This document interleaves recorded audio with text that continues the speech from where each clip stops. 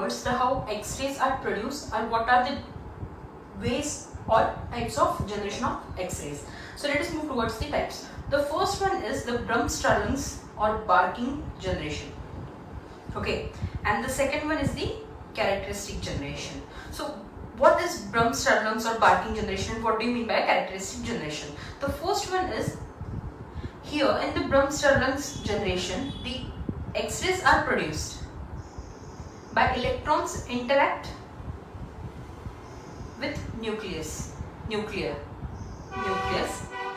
and here the X-rays are produced when electrons interact with extra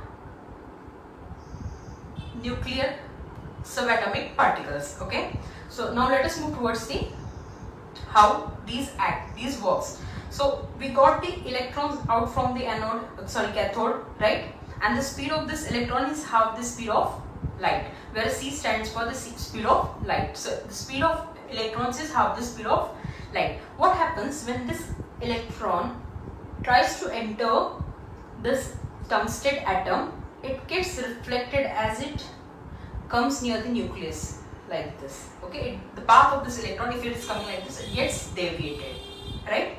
And whenever you are riding a vehicle, what happens when you want to take turn or you want to change the lane? What you do, you reduce the speed and then turn, then deviate. Same is the case with electron. It reduces the speed, and this reduction in speed causes the loss of energy. Okay, so this is the loss of energy, and this loss of energy occurs in the form of X-rays, which are the photons. Okay, and its speed is equal to light. This is the way of Bremsstrahlungs or barking generation. Majority of the X-rays in this X-ray tubes or this normal X-ray radiograph we take are generated by the Bremsstrahlungs generation, and very minor or very less part is generated by the characteristic generation. Now let us see how the X-rays are produced by characteristic generation.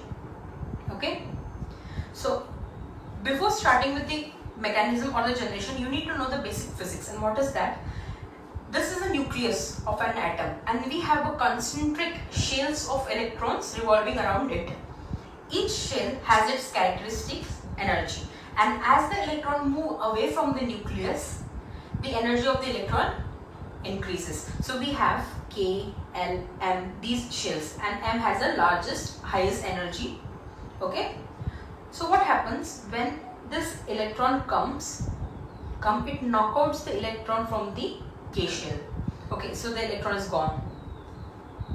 Now to bring the stability to the atom, electron from the L shell jumps into K shell, right? But what happens? The characteristic energy of K shell electron is high, and the characteristic energy of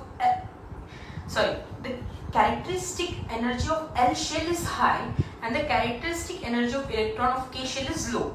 So to fit from high to low, the electron or the subject have to release somewhat energy. So it gets in the K shell, but it releases energy,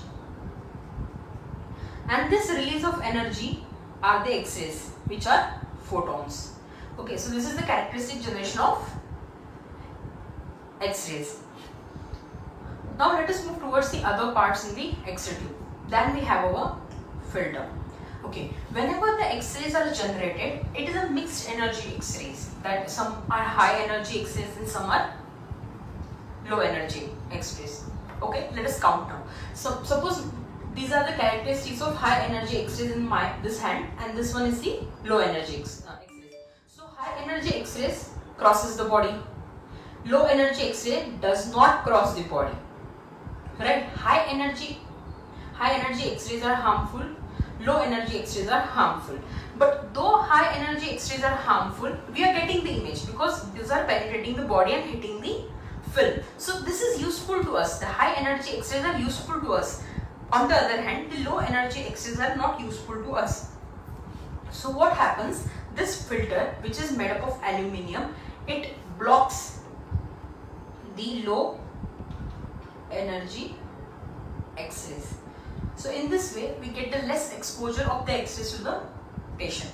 See, whenever you build a X-ray machine, or whenever the concept of X-ray machines or any radiological imaging comes, the first thing or the only thing which should be in your mind from start to end is that there should be as much as less exposure of radiations to the patient.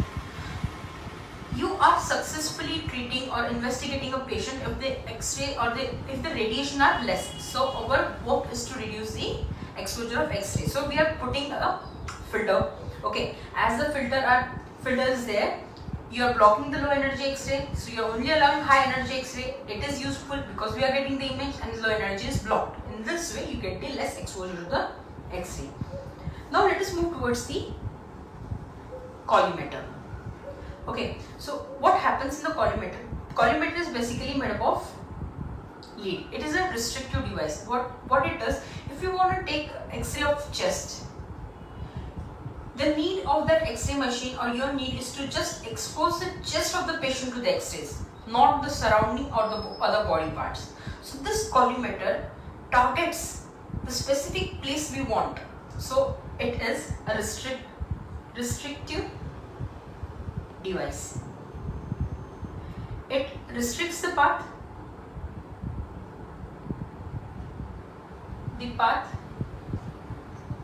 and in this way it prevents the scattering, prevents the